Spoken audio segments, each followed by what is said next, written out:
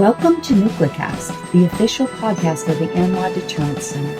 Our host is Dr. Adam Lowther, co-founder and vice president for research at the National Institute for Deterrence Studies. The NY Deterrence Center is a 501c3 organization ensuring a broader understanding of the nation's strategic nuclear deterrent and its ongoing modernization. Thank you for listening and welcome to the show. The views of the host and the guests are their own. Welcome back to another great episode of NucleCast. Of course, I am your host, Adam Lowther, and we've got a great guest today. I am talking about Olena Kryzhanivska. She is a Ukrainian policy analyst and a senior editor at the NATO Association of Canada.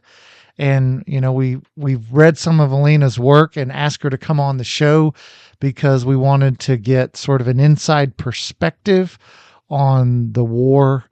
We're 3.5 years in now almost. It's been in the war in Ukraine has been in the news quite a bit.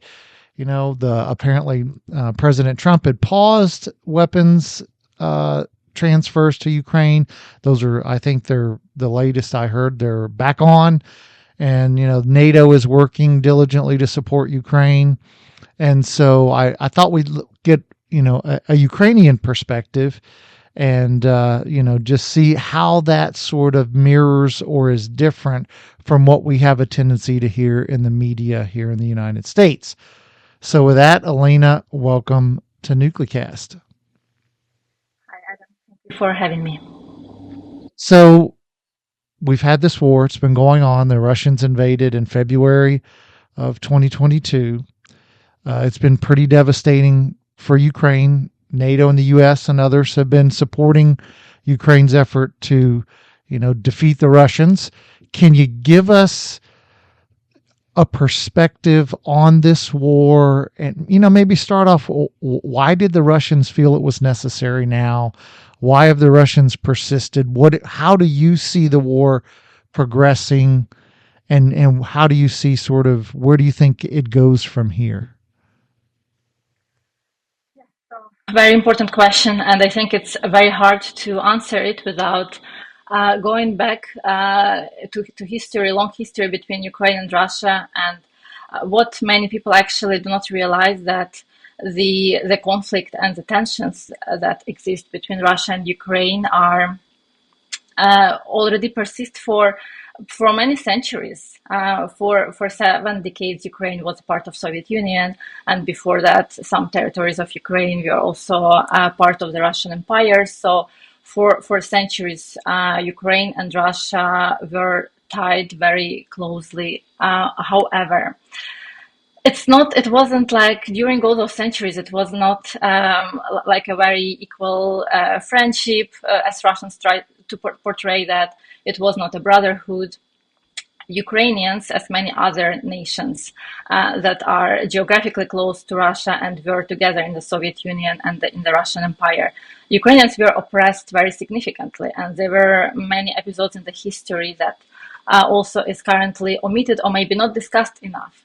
Many episodes when Russians were committing genocide, when we use the current terms that now exist in international law against a Ukrainian population. Just talking about the beginning of 20th century, when there was Holodomor, the artificial farming directed against Ukrainian population that was just starved to death, and all food was basically removed from Ukrainian households. But that's going back to history. What is happening right now is basically the continuation of the same. Unfortunately, imperialistic mind of Russian political regimes, but also Russian society, because when we speak about the aggression committed by Putin's regime, we need to remember that it's strongly supported within the Russian society. And the current levels of trust to Putin, of support of Putin's actions are very high in Russia, are over 80%, close to 86%, which is a very high level of support and of trust. So why now, which was actually 3 years ago, right? 3.5 years ago, and what is happening right now? Well, it was the point, the war is already ongoing since 2014, after the Revolution of Dignity that happened in Kyiv and removed the pro-Russian government of Yanukovych that fled to Russia. That transitional period when Ukraine didn't have a very stable government, it was just an interim government, and it didn't have the structures, the strong institutions in place.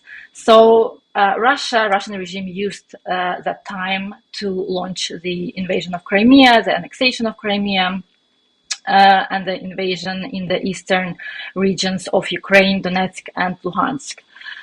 It was not as obvious as it happened in 2022 with all those bombardments and strikes, which was a very obvious invasion for everybody in this world. But at the time, little Russia's green man, kind of very hybrid tactics, so it was very difficult maybe to understand what is happening at the time, but they managed to take control over Crimea, or over the political structures and institutions of Crimea and also Donetsk and Luhansk regions, mobilize their existing networks that they cultivated for decades as well. Those separatist networks in Russia and in the east of Ukraine, to support them and to portray that as a civil war in Ukraine, as a conflict between east and west of Ukraine, and between ordinary civilians. So it all started from that time when Russia used weakness of Ukraine, political instability, that vacuum of power that left after the Revolution of Dignity, and that's how this large conflict started. It was ongoing for 10 years. And with time, actually, first Russia didn't recognize that it was involved in Donbas region, and then it recognized publicly, and the weapons. It's all very well documented by international organizations that the weapons used by the separatists in those regions are actually of Russian origin. So for decades, Russia has been waging this war in the east of Ukraine, depleting Ukrainian resources and Ukrainian manpower as well. But in 2022, actually, Russia felt that was the correct time. Putin felt that was the correct time to launch the full-scale invasion. Actually, nobody really believed that it's gonna take the shape of what we see right now and what we saw in those early days of the war. There were many speculations and many considerations of how it's gonna look. Probably the same as Crimea, the same as Donbas, just some Russian green man, or just very, very quick operation. We saw many luckily wrong estimates about how it will be unfolding. So yeah, like even myself, I was following very, very closely the developments in the end of 2021. Begin 2022, and I saw those estimates, right, that Russian army will be able to take Kiev in 3 days or 2 days, like different, very scary numbers. But it didn't happen. So Ukrainian army was more prepared to that all of us expected and saw, and the resistance of Ukrainian population is also a very large factor that not even the Western analysts took into account, and also not Russians. They didn't expect that it would be that hard to fight against Ukrainians. And I guess the very large misinformation that they actually were victims of is that Ukrainians would be very happy to welcome Russians in their country, see them as liberators, see them as some, like brothers. So that's why the war wouldn't take as long as it's taken. But that is completely untrue. Ukrainians see themselves very different from Russians during all those centuries. There is very clear understanding that Ukrainian population, Ukrainian people and Russian people, are very different in their mentality, in their history, in their aspirations, in their understanding of what is human rights, what are human rights, what is the correct way to govern the country, what is the correct political regime, right? Being closer to the West and having those Western values of freedom, democracy, and dignity, that the voice of people matter. So if you say something, if you are part of civil society, that really matters, and you can change it. You can change the course of history. You can change the decision of government, as Ukraine demonstrated by several revolutions, starting from Orange Revolution and by the Revolution of Dignity.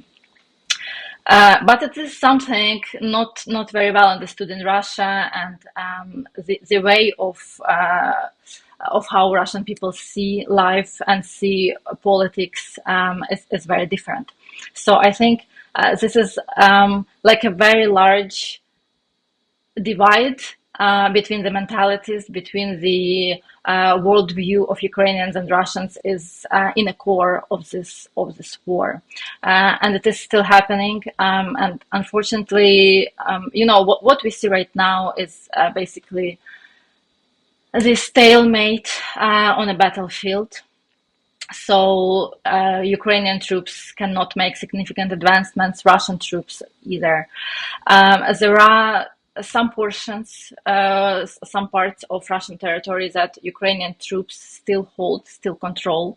They are much smaller than almost 1 year ago, when Ukraine launched its offensive in Russia's Kursk Oblast and managed to capture a relatively significant portion of Russian land, around 1,000 kilometers.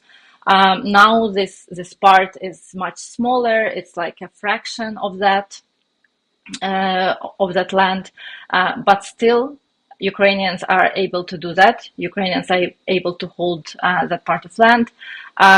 Russians are not advancing significantly in Ukraine. There are different attempts. Of course, there are different strikes, different offensive operations, but no significant also result from that. What is happening is that Russia is literally terrorizing Ukrainian civilian population every night, launching very large barrages of drones and missiles, ballistic missiles, cruise missiles, but also the Shahed drones, those types of systems that they took from Iran. They are constantly improving them, adding additional elements, additional improvement in their technology to inflict maximum damage.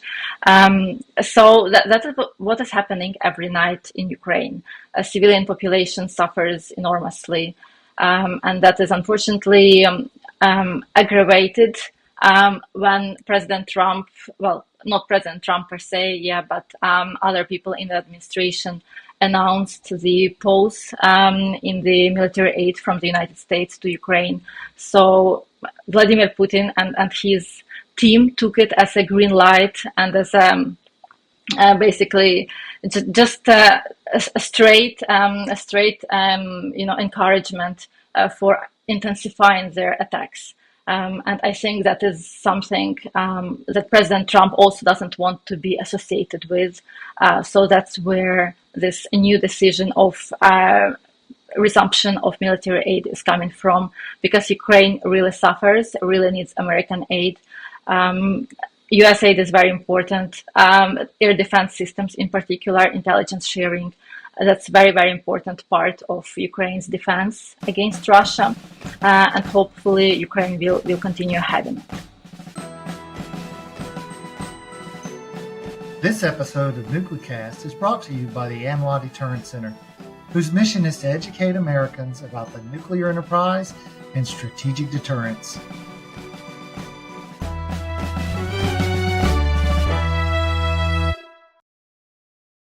So for Ukrainians, why do you think, because you have to ask yourselves, why would he do this? Why would Putin do this? And when you ask yourself that question, what what conclusion do you come to as to why would Vladimir Putin do this when he did, and then, cause the devastation and the death and destruction that he has over the last 3+ years? Really difficult to understand it if you are not Vladimir Putin. But we are trying to. I think he is I personally think he is a very different person from all of us. So it's very hard to calculate what he is thinking. But he issued several, let's say, warnings throughout his career, and those warnings we heard on international fora. For example, his infamous Munich speech in 2007, when he just straight away he said that NATO is the one to blame for everything that is going to happen from now on. So it was 2007. He blamed NATO for expansion. He blamed NATO for not following some treaties with Russia. Even some of those treaties do not really exist on the paper, but he still is really was very sure that there are some violations happening. So yeah, he portrayed in that speech 2007. He portrayed Russia as basically the country that is getting isolated by NATO, the country that wants a just and fair place in international relations. Well, Russia has nothing else to do. There is no other way to go forward than just to, do what he did after that, to launch the invasion of Georgia, then Ukraine, then getting into wars in the Middle East, and then the full-scale invasion of Ukraine. So it was all just the complex strategy of how he was planning to restore the control of Russian Federation over those territories that were under control during the Soviet Union, right? So he wasn't ready, and he is not ready to lose any of those territories to the Western influence. Is it European Union or United States or other countries? So he is not ready to lose those territories. And step by step, he is just basically trying to regain the control over them. He tried in a non-military method with working with Ukrainian politicians, and he had a very successful case of President Yanukovych in Ukraine, the pro-Russian government that he worked with. And during President Yanukovych, the Euro integration vector of Ukraine's development was actually stopped, and the NATO also, the NATO aspect as well. So all those NATO aspirations, EU aspirations, were just put on hold, and it was exactly what Russia wanted. But it didn't work in a way that Putin predicted, because I think he very seriously underestimated the capacity, the capabilities, and the desire of Ukrainian population to be independent, not to be with Russia again. Because what Russia brings are, very, very bad corruption, just negligence to human rights, violations, constant violations. The price of human life in Russia is basically close to zero that we currently can see in the war, when just the lives of Russian soldiers, they do not matter to Russian military commanders at all. So these are the values of the Russian Federation, of the Russian society. Ukraine doesn't want to be associated with them, and many countries as well. So that's where this resistance is coming from in Ukraine. But what Putin didn't realize is the extent of this resistance, and what we see is happening right now. But then again, before the invasion started, just maybe 1 year before that, I just don't remember the year exactly, he issued an article about the unity of Russian and Ukrainian people. That's another warning that he is considering. Yeah, he's considering, not just considering, he's planning like a full-scale invasion and basically annexation of Ukraine, because those are two brotherly nations anyway, so they belong together. All those little hints, I think they were not taken seriously on the West. And perhaps even now, many Western countries, and I would say the majority of countries, even in North America, many countries in Europe as well, those that are a little bit further from Russia, they do not understand the seriousness of Russian threat. But my work, my job is to demonstrate how serious is Russia, that it is planning the invasion and the armed conflict not only against Ukraine, but against the NATO countries as well. Now, would you say so? My reading of the Russians is that Russia actually has been invaded, 6 times in the last, say, 300 years by, the French, the Germans, the Swedes, even the Poles have invaded Russia at one point. And so the Russians view themselves as, it's a large flat plain, and we need room from which we can fight and fall back, fight and fall back. And therefore, Ukraine is that room, Poland is that room, the Baltic Plain is that room. And so they want that land so that when, Western countries, the Germans, the French, the Americans, whomever, go from west and march east, they can, come west of Moscow and west of St. Petersburg and fight, and then fall back and attrit those Western armies. That's my reading of kind of the Russian mindset and why these countries are so important to them. How do you see, and how do you try to sort of think through, why they're doing what they're doing, and why it's worth, picking a fight with NATO and, engaging in a protracted war in Ukraine? What's your sort of rationalization of Russian thinking? So part of what you mentioned is, I think, a very valid explanation of what is happening. Even if you look at the Second World War, the nation that suffered the most were actually Ukrainians, because on Ukrainian territory, those large battles were happening, and during battle over Dnipro River, over Kiev, many thousands of Ukrainians actually died. So that was something that is always forgotten, because it was a large Soviet army. They're very strong, very capable, but actually Ukrainians were the ones that were suffering, including the civilian population, right? As those parts of Ukraine were also occupied and under occupation of Nazis as well. So that is definitely a very valid explanation. But from the other point of view, what is important to understand is that just if we talk about the military side and the commanding side of Russia, probably yes, that's a valid explanation. But how you would explain the mentality and the rationale of the Russian society behind Sure. what is happening? Because to launch that invasion and to sustain it for 3.5 years and to continue it, you need a very large support from domestic population.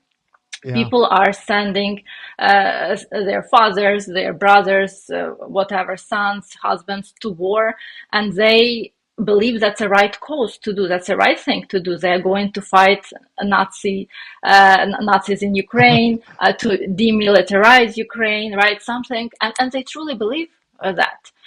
There are even some very awful, awful calls and awful, basically statements by Russian women, like go and rape those Ukrainian girls, Ukrainian women.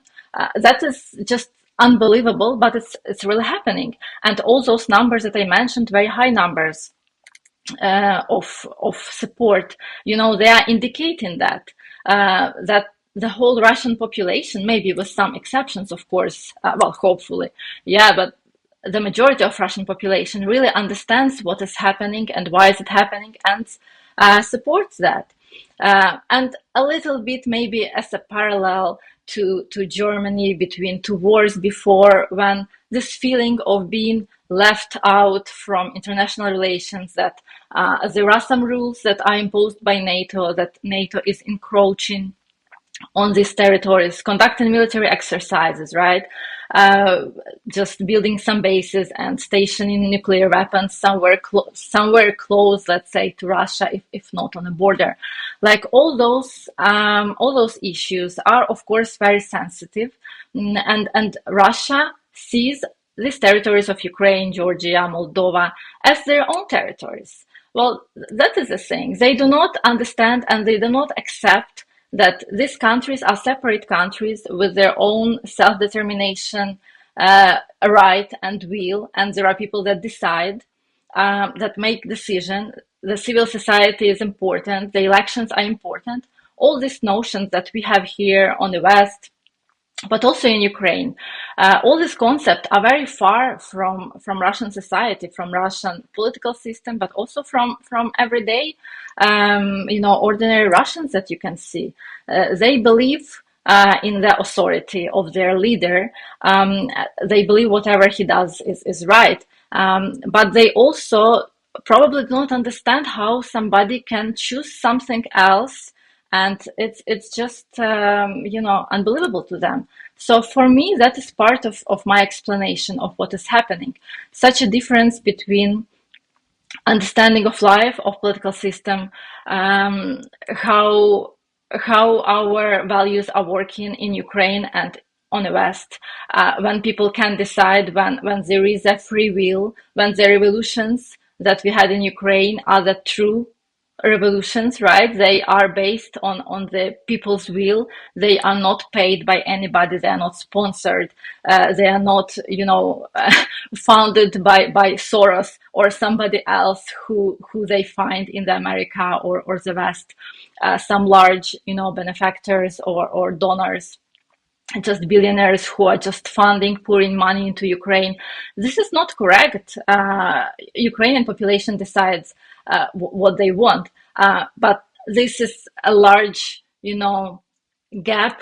That's a large kind of, difference between Ukrainian and Russian. And that's why it's so hard for us to understand why they are doing what they are doing, why they are inflicting so many damage, just killing people. But for them, everything is completely justified. They attack hospitals, and they explain that those hospitals, host some military personnel, they have military base. They attack some kindergarten, and they also explain that there is some ammunition depot next to that kindergarten. So that is a very different mindset, and we need to understand it better, and we need to work better with it. I think obviously in Ukraine there is understanding of it, but maybe not enough on the West, in North America and in Europe. Now, before we run out of time, I wanted to ask you two things. Before we bring Bob the Genie out, I wanted to ask, so Vladimir Putin has repeatedly made nuclear threats against NATO and the United States, and apparently, according to U.S. intelligence officials, this got very close to actually happening in November of 2022. So from your perspective, do you think Putin's nuclear threats are valid, that he was really considering nuclear use?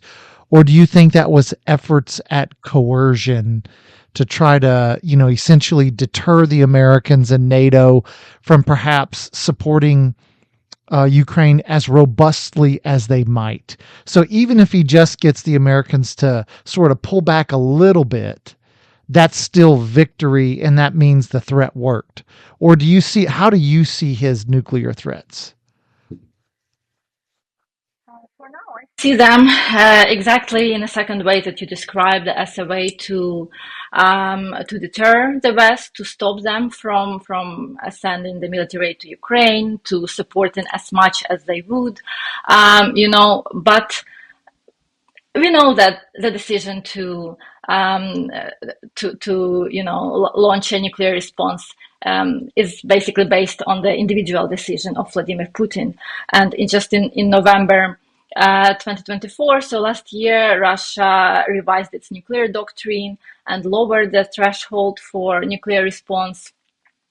And there are several components of that new nuclear doctrine. So even the ballistic attack, the conventional weapons attack against Russia or Belarus already can be considered as the condition for nuclear response from Russia.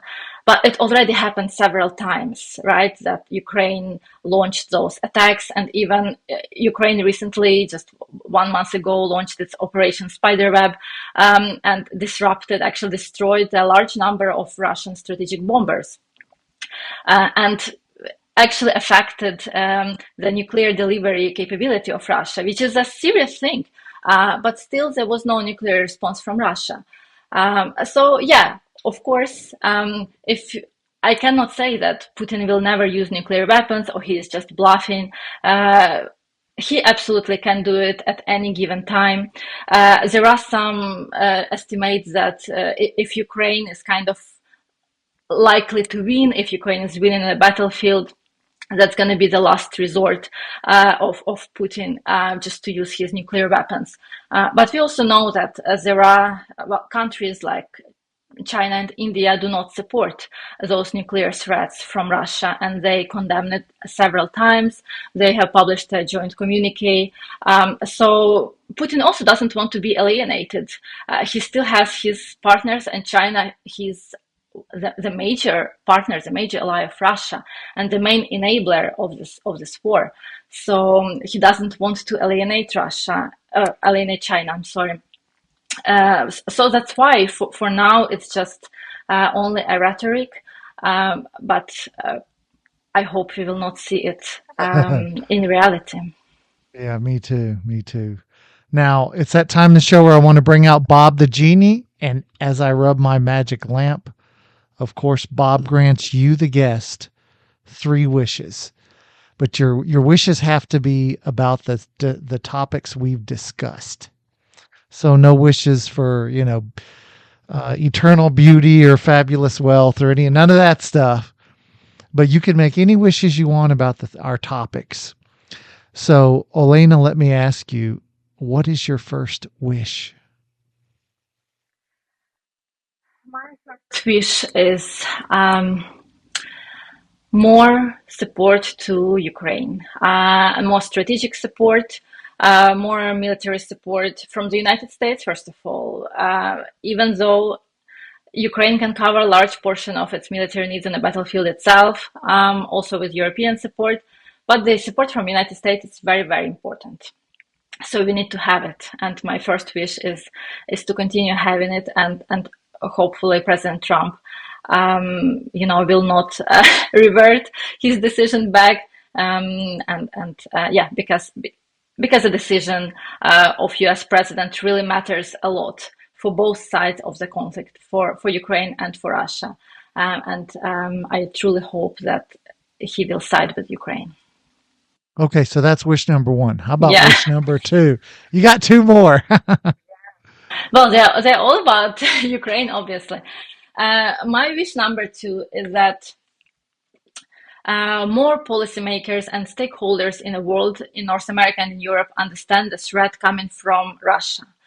That Russia will not stop on Ukraine, and Russia should be stopped right now by Ukraine and by our joint efforts, because if it's not stopped right now, it's gonna just continue spreading its influence, its hybrid attacks that is already conducting in many countries and many regions. But it's gonna be worse, and Russia is stockpiling its weapons and ammunition. It's producing much more that it needs for Ukraine. But I think many countries do not realize it, especially if you talk about Canada, US, well, slightly, I think, better, but still. But many countries do not realize that it's not just about geography. There are new technologies, emerging technologies. Russia is a large country. Russia is present in many regions of the world, so not just Ukraine or post-Soviet space.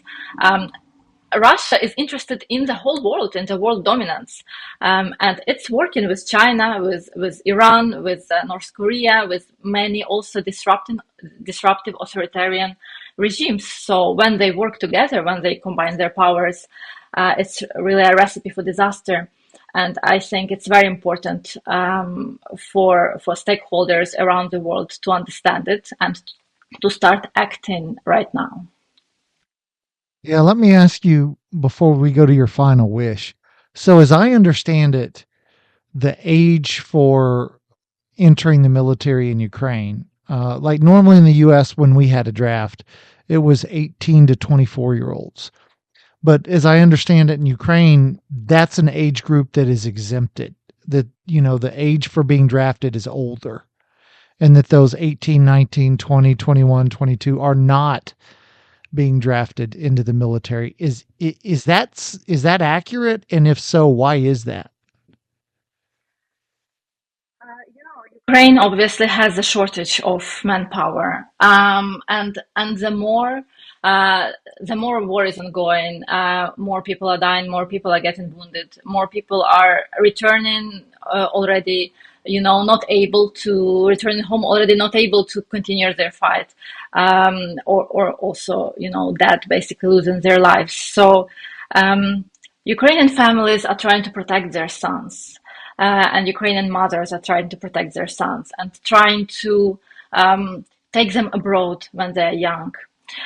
So it's really hard for Ukrainian establishment to make the right decision.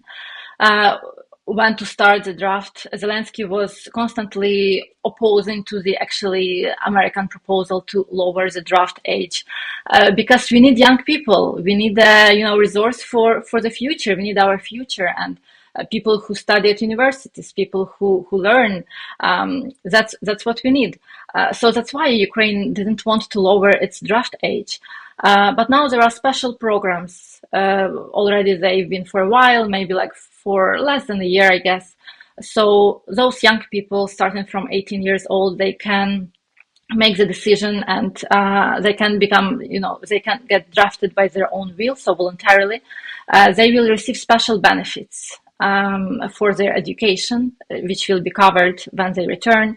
I believe their service time will be limited. I guess 1 year. I don't remember the exact terms, but it's like very limited service time, benefits after returning. So like free education, the opportunity to exit or to travel abroad.